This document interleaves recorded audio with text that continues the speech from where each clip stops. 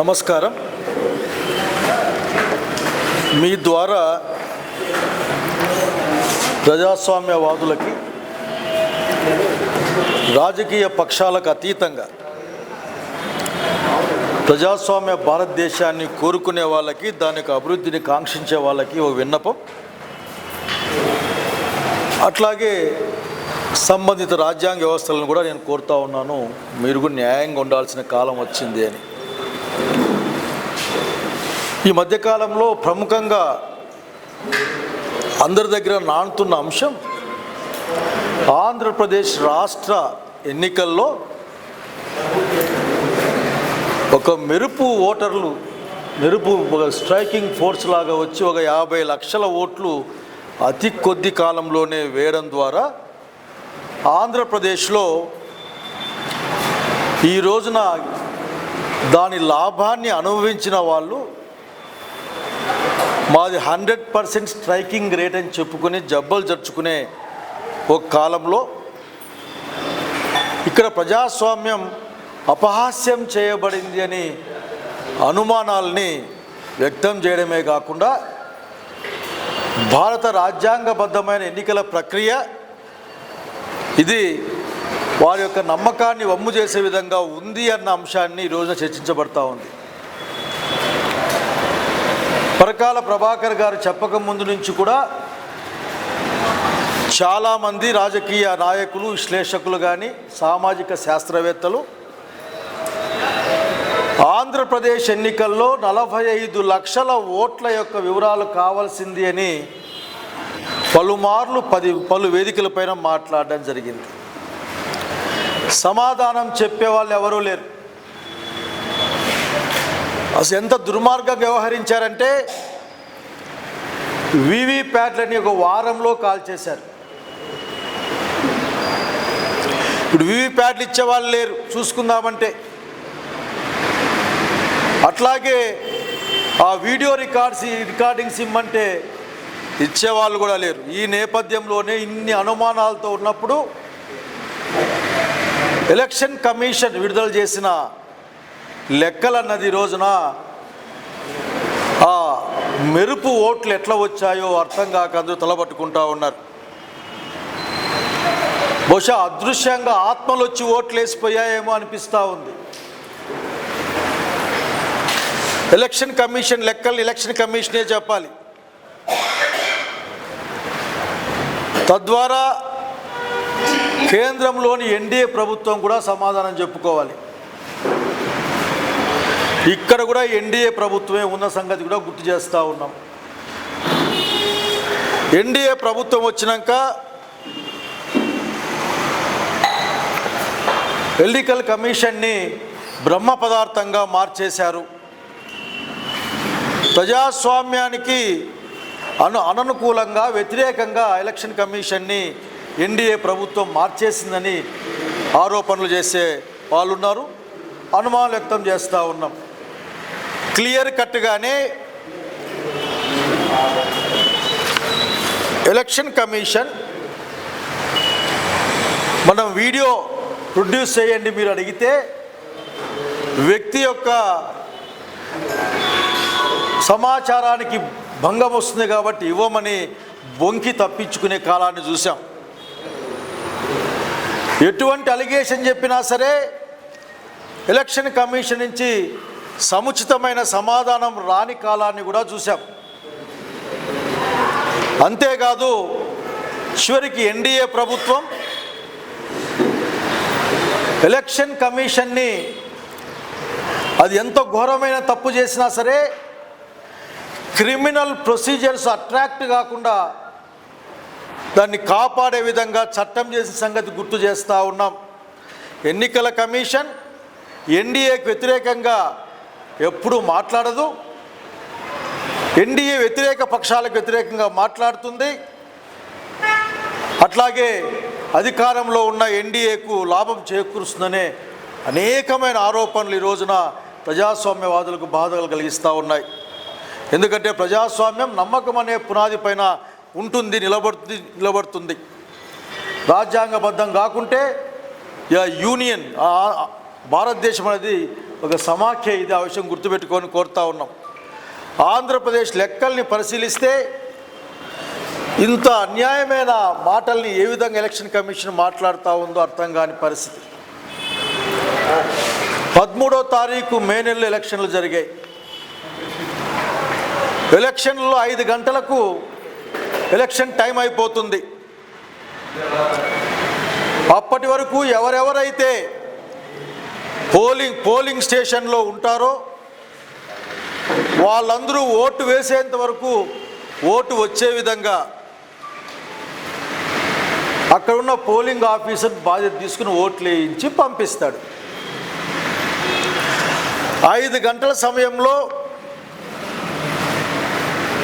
68.04% ఆంధ్రప్రదేశ్ ఎన్నికల్లో 13వ తారీఖు మేన వచ్చింది అని చెప్పి ఎలక్షన్ కమిషన్ ఆంధ్రప్రదేశ్ ప్రకటించింది.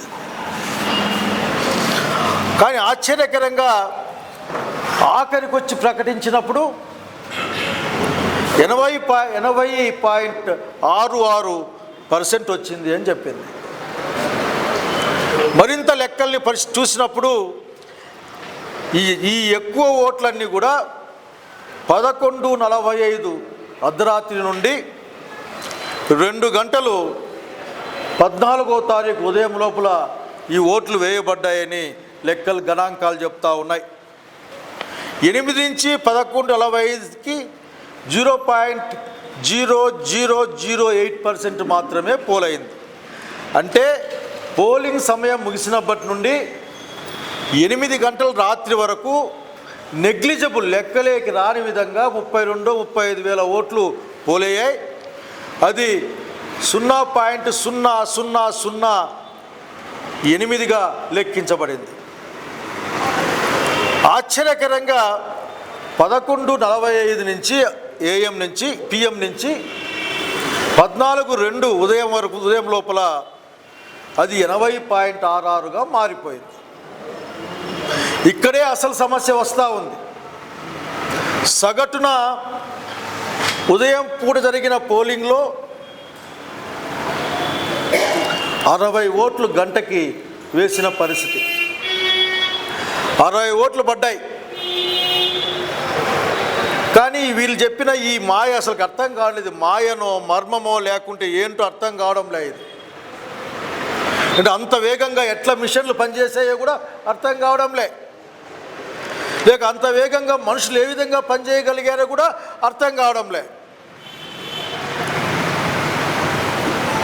గంటకు 60 ఓట్లు పడ్డ టైం నుంచి 5 గంటల నుంచి 8 గంటల వరకు క్యూలో ఉన్న కాలంలో కేవలం 0.0008% ఓట్లు పోలైతే, ఈ రాష్ట్ర వ్యాప్తంగా 35,000 లోగా పోలైతే 11:45 నుంచి అర్ధరాత్రి ఉదయం 2 గంటల లోపల 80.66% ఎట్లా వచ్చాయన్నట్లు. ఆ 2 గంటల్లో దాదాపు 400 ఓట్లకు పైగా పోల్ కాయబడ్డాయి. ఇది ఎవరు కూడా చేయలేని సంగతి. ఇది అసాధ్యం. ఇది ఎందుకంటే ఒక ఓటు వేయడానికి ఆ ప్రొసీజర్లోనే కనీసం 1 నిమిషం టైం పడుతుంది. అటు ఇటు ఓటర్ లిస్టులో చెక్ చేసుకోవడం దగ్గర నుంచి ఆ చుక్క పెట్టించుకోవడం, తద్వారా మరి ఆ వివిప్యాట్ అక్కడికి వెళ్ళిన తర్వాత ఆ వివిప్యాట్ చూసుకోవడం, అటు తర్వాత ఓటు వేయడం, మళ్ళీ ఇంకో బూత్ లేకపోవడం, అక్కడ ఇంకో మిషనరీ పోవడం, మళ్ళీ అక్కడ మళ్ళీ ఎంపీకి ఓటు వేయడం. జమిలి ఎన్నికలు కదా. కానీ గంటకి 200 పైగా ఓట్లు పడ్డాయంటే అర్థం చేసుకోవాలి. 3-4 ఓట్లు ఎక్కువ వచ్చే సగటున పడ్డం కంటే. కానీ ఆశ్చర్యకరంగా 5 గంటల నుంచి 8 గంటల వరకు దాదాపు ఓట్లు పల్లె. ఏదో రాష్ట్ర వ్యాప్తంగా 35,000 ఓట్లు పడ్డాయి. అంటే క్యూలో ఉన్న వాళ్ళందరూ కూడా ఆ 3 గంటల సేపు ఓట్లు వేయకుండా ఊరికెక్కడ కాలక్షేపం చేస్తూ ఉన్నారా? 11:45 నుంచి ఏదో ముహూర్తం పెట్టుకొని 11:45 నుంచి పరిగెత్తి ఓట్లు వేసారా చెప్పాల్సిన బాధ్యత ఉంది. ఏదైతే అసాధ్యం అని చెప్తా ఉన్నామో అసాధ్యమైన వేగంతో, అసాధారణ వేగంతో జరిగిన ఓట్ల ప్రక్రియ ఈ రోజున ఆంధ్రప్రదేశ్ రాష్ట్రంలో ప్రశ్నార్థకంగా ఉన్న 45 లక్షల పైగా ఓట్లకి సమాధానం చెప్పాల్సిన అవసరం ఎలక్షన్ కమిషన్ దగ్గర ఉంది. ఈ మోడ్రన్ కాలంలో అసలు ఇక్కడ లెక్కలు కొడతా ఉంటేనే, ఇక్కడ టైప్ చేస్తూ ఉంటేనే ఎంత సుదూర ప్రాంతంలో అయినా సరే ప్రింట్అవుట్ బయటకు వచ్చే ఈ కాలంలో, నిమిషానికి కొన్ని వందల లెక్కలు చేసే కంప్యూటర్లున్నా లేక వేల లెక్కలు చేసే కంప్యూటర్లున్న ఈ కాలంలో ఎలక్షన్ కమిషన్ ఆఫ్ ఇండియా 17వ తారీఖున లెక్క చెప్పింది. మళ్ళీ 17 తారీఖు ఏం లెక్క చెప్తారంటే వీళ్ళు 81.86% ఆంధ్రప్రదేశ్ రాష్ట్రంలో ఓటింగ్ శాతం ఫైనల్గా 81.86% జరిగింది అని చెప్తారు. ఎప్పుడు? 3 రోజుల తర్వాత. నిమిషాల్లో గంటల్లో చెప్పాల్సిన దాన్ని 3 రోజుల తర్వాత. ఇక్కడే అసలు ట్విస్ట్ ఉంది. ఆంధ్రప్రదేశ్ ఎన్నికల కమిషన్ ఏమో తన యొక్క అంతిమ పోలింగ్ సరళి ప్రకారం చెప్పింది ఎంతంటే 80.66. ఎలక్షన్ కమిషన్ ఆఫ్ ఇండియా చెప్పిందేమో 81.86. వీటన్నిటికీ సమాధానం ఎవరు చెప్పాలి? ఎట్లా లబ్ధి పొందిన వాళ్ళు సమాధానం చెప్పరు. ఎవరైతే ఆ ఓట్ల వల్ల లబ్ధి పొందారో వాళ్ళు సమాధానం చెప్పరు. వాళ్ళు గుంభనంగా ఉంటారు. ఇంకా మాట్లాడితే మా స్ట్రైకింగ్ రేటుకి మీరెవరు తట్టుకోలేరని చెప్పి కూడా మాట్లాడుతూ ఉంటారు. కానీ ఇక్కడ ఆ రోజున అద్భుతం జరగలేదు, ప్రజాస్వామ్యానికి అన్యాయం జరిగిపోయిందని ప్రజలు భావిస్తూ ఉన్నారు. ఆ విషయాన్ని ఎలక్షన్ కమిషన్ ఆఫ్ ఇండియా దాన్ని క్లారిఫై చేయాలి. అసలుకి నాకు ఇంకా ఆశ్చర్యం వేస్తుంది. ఆ బ్యాలెట్లు వాడే కాలంలోనే ఉదయాన్నే పేపర్లు చూస్తే ఈ రాష్ట్రంలో ఎంత ఓటింగ్ పర్సెంటు, ఈ జిల్లాలో ఎంత ఓటింగ్ పర్సెంట్ అని ముద్రణ పూర్తయి మన ముందుకు వచ్చేది. ఎప్పుడు బ్యాలెట్ పేపర్లు వాడే ఆ కాలం, ఈ మిషన్లు, ఈ కంప్యూటర్లు తక్కువ ఉన్న కాలంలోనే ఇంత పెద్దగా సైన్స్ డెవలప్ అయింది. మాది ఏఐ బిఐ అని చెప్పుకుని ఈ కాలంలో 3.5 రోజులు పట్టిన సంగతిలోనే అనుమానాలకు సమాధానం చెప్పాల్సి వస్తుంది. కానీ ఆంధ్రప్రదేశ్ రాష్ట్రంలో ఎన్నికల కమిషన్ తొండాట ఆడింది, దేన్నో కప్పిపుచ్చే ప్రయత్నం చేసింది అని అనుకుంటా ఉన్న అనుమానం వస్తూ ఉంది. అనుమానం తీర్చాల్సిన అవసరం ఉంది. వీవీప్యాట్లని ఒక వారం లోపల కాల్ చేసేయడం,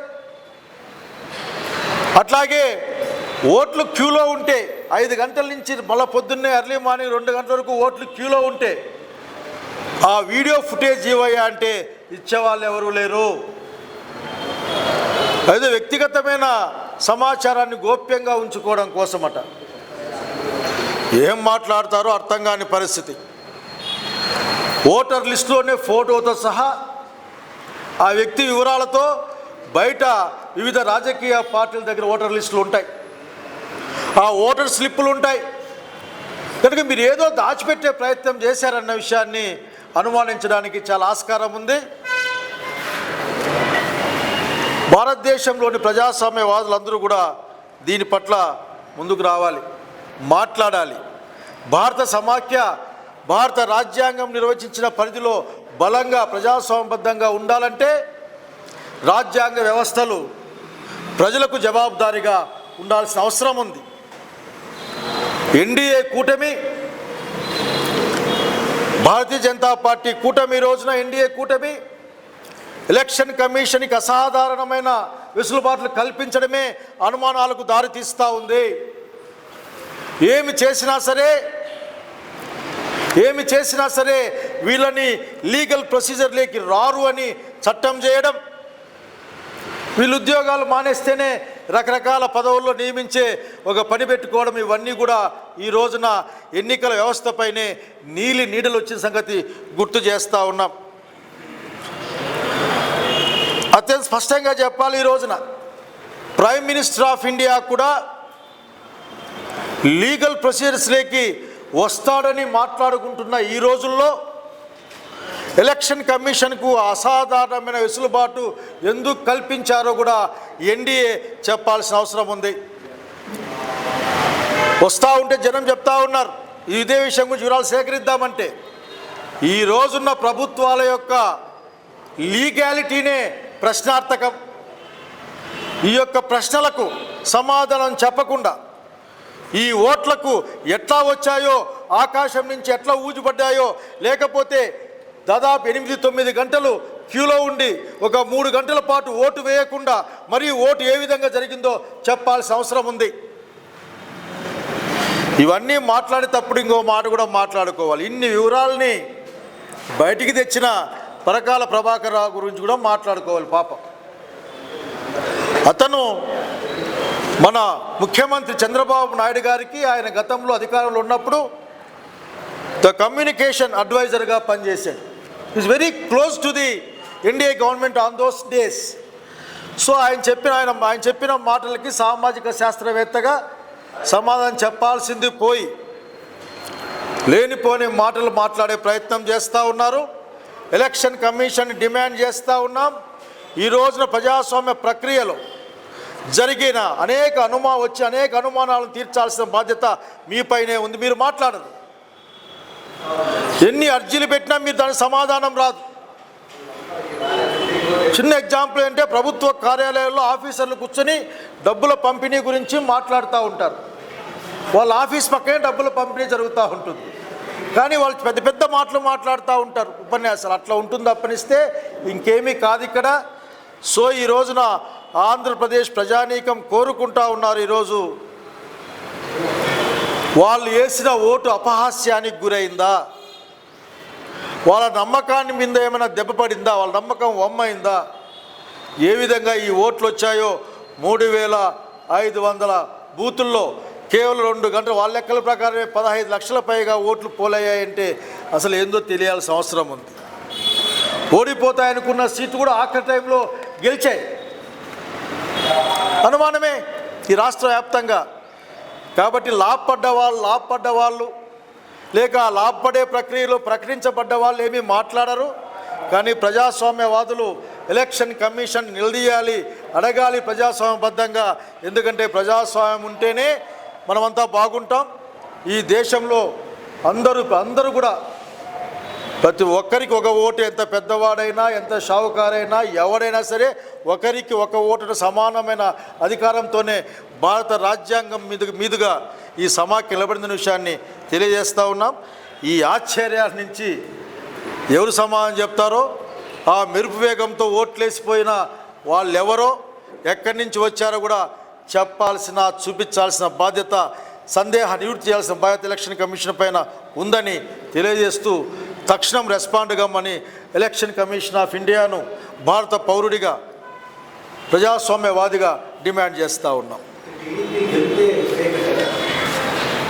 ఇట్స్ డౌట్ఫుల్. ఎందుకంటే ఈ రోజున ఫస్ట్ నుంచి చెప్తా ఉన్నాం, 45 లక్షల ఓట్లకి సరిగ్గా లెక్కలు లేవు. ఈ లెక్కలు చెప్పండి అని చెప్పాల్సిన వాడు ఎలక్షన్ కమిషన్. వాళ్ళు చెప్పడంలే. వాళ్ళు అసలు వీవీప్యాట్లు కాల్ చేశారు. ఆ తర్వాత ఓట్లు లెక్కేయాలంటే కోర్టులో లేదు, మేము అట్లా వాళ్ళం కాదు, మేము అప్పుడు చేయలేదా ఇప్పుడు చేయలేదా అని మాట్లాడే మాటలు. గతంలో ఎంతో గొప్పగా చేసినాం, ఇప్పుడే అనుమానం వచ్చిందే మీకు, ఇట్లా మాట్లాడి తప్పించుకునే ప్రక్రియ. అట్లాగే ఓటుని క్రిటికల్ దాంట్లో అన్ని బూతుల్లో కూడా ఓటుని వీడియో తీస్తారు. దేనికి వీడియో తీస్తారు? ఇటువంటి అనుమానాలు వస్తే అనుమానాలు నివృత్తి చేయడం కోసం వీడియో తీస్తారు. ఆ వీడియోలు బయట పెట్టడంలే, అసలు మాట్లాడడంలే. అసలు రాష్ట్ర ఎన్నికల కమిషన్ ఇచ్చిన సంఖ్యకు కేంద్ర ఎన్నికల కమిషన్ ఇచ్చిన సంఖ్యకు తేడా ఎట్లా వస్తుంది? అది కూడా వాళ్ళు 80.66 నుంచి 81.86 దాకా ఎట్లా మారుతుంది?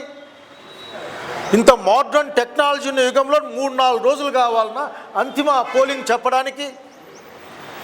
మాన్యువల్గా చేసినప్పుడే ఉదయానికి పేపర్లో వచ్చేది కదా, ఎంత జరిగింది, ఏం కథ, ఎక్కడెక్కడని. మారుమూల రాష్ట్రాల నుంచి కూడా సాయంత్రం రేపటికి వచ్చేసేది. కనుక అనుమానాలు వచ్చాయి. భారత రాజ్యాంగాన్ని నమ్మే వాళ్ళుగా, భారత రాజ్యాంగాన్ని ఆమోదించిన భారత పౌరుడిగా అడిగే వాళ్ళు అడుగుతూ ఉన్నారు, మేము అడుగుతూ ఉన్నాం, సమాధానం చెప్పాలి.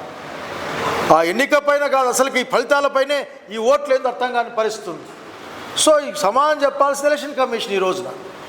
So people having a doubt on that, ఏమో జరిగింది అని చెప్పాల్సిన అవసరం ఉంది. యా, దాదాపు 1%కి 20,000 దాకా అటు ఇటు వస్తుంది. సో ఇది ఎలక్షన్ దాదాపు అన్నిట్లో కూడా చాలా కేటగారికల్ లెక్కలు తీసి ఎవరైనా చూసుకోవచ్చు. చిన్న ఎగ్జాంపుల్ ఏంటంటే లెక్కల్లో తప్పెట్లు వస్తుంది. 17C ఫామ్ మీద సంతకం పెట్టింటారు కదా, పెట్టారా లేదా, ఏజెంట్లు అంతవరకు ఉన్నారా లేదా చూపించే వాళ్ళు లేరు, అడిగినా చెప్పేవాళ్ళు లేరు. వచ్చింది కదా వేసేసుకో అనే ఒక కార్యక్రమం తప్పనిస్తే ఇంకో కార్యక్రమం కనపడడం లేదు. ఈరోజు సమాధానం చెప్పాలి. పరకాల ప్రభాకర్ రావు గారు భారత సమైక్య ప్రజాస్వామ్య విధానాన్ని బలోపేతం చేయడం కోసం చెప్పిన మాటల్ని ఇంకో విధంగా చూడకుండా దాంట్లో ఉన్న శాస్త్రబద్ధమైన ప్రశ్నలకు సమాధానం చెప్పాల్సిన అవసరం ఉంది. చిన్న చిన్న అంశాలే. 5 గంటల నుంచి 8 గంటల దాకా 0.0008% పూల్ అవుతుందే అంటే వాళ్ళంతా ఊరికే ఉన్నారా, అంత రెస్ట్ తీసుకుంటా ఉన్నారా? 11:45 నుంచి ఉదయం 2 గంటల లోపల దాదాపు 80.66% ఓట్లు పోలాయని చెప్తారా? ఆఖరి ఓటుకి 2 గంటలకు ఆఖరి ఓటు పోలైందంట. అంటే అంతవరకు ఏం చేస్తారు, ఎవరు చేస్తూ ఉన్నారు? సో ఇవన్నీ అనుమానాలే. ఇవి తప్పించుకుందామంటే కుదరదు. ప్రజాస్వామ్యం పట్ల నమ్మకం పెరగాలంటే ఎలక్షన్ కమిషన్ తక్షణం ఆంధ్రప్రదేశ్ ఎన్నికల పట్ల మాకున్న అనుమానాల్ని నివృత్తి చేయాలని డిమాండ్ చేస్తూ ఉన్నాం.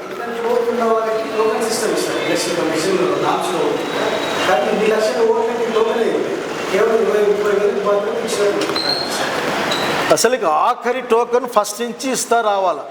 అంటే ఆఖరిలో ఫస్ట్ టోకెన్ ఆఖరి వాడికి ఇస్తూ రావాలి. వస్తాయి అక్కడే లేదు. అదే కదా మేము అంటుంది, ఆత్మలు వచ్చి ఓట్లు వేసాయా, మెరుపు ఓట్లు లేదు చెప్పండి మాకనే కదా మనం అడుగుతాను. లేదు అసలుకి 1 నిమిషానికి 3-4 ఓట్లు ఎట్లా సాధ్యమవుతుందో చెప్పడుగుతూ ఉన్నాం. మనం నడుచుకొని పోవడానికి రావడానికే 1 నిమిషం సరిపోతుంది. అక్కడ మనమంతా ఓట్లు వేసాం కదా, లోపలికి వెళ్తాం, మన పేరు అడుగుతాడు, మనం స్లిప్ ఇస్తాం. ఆ స్లిప్ చూసినాక ఓకే అంటే చేతికి చుక్క పెడతారు. వాటి నుంచి మనం ముందు ఇంకొంటే వెయిట్ చేస్తాం. లోపలికి పోతాం, నిమిషానికి 1 ఓటే పడుతుంది. అవి అటు ఒత్తడానికి లేదు. వచ్చిన తర్వాత మనకు కనిపిస్తుంది ఏ పార్టీకి ఓటేసినామని. అది ఈ బ్యాడ్ ప్రింట్ కావాలి, 5-6 సెకండ్స్ పడుతుంది. మళ్ళీ ఓటేస్తాం, మళ్ళీ ఇంకొక ఓటేయాలి. దీంతో ఎవరు లాభపడ్డ వాళ్ళు ఎవరు మాట్లాడరు. వాళ్ళు దీన్ని అపహాస్యం చేసే మాటే మాట్లాడతారు. అబ్బులు లేదా, ఇబ్బులు లేదా అని. స్ట్రైట్ క్వశ్చన్ ఏంటంటే చేతులతో చేసినప్పుడే పొద్దున కల్లా మొత్తం లెక్కలు వచ్చేది. కంప్యూటర్తో చేసేటప్పుడు 3-4 రోజులు ఎందుకు పట్టిందో కూడా చెప్పాల్సిన అవసరం ఉంది.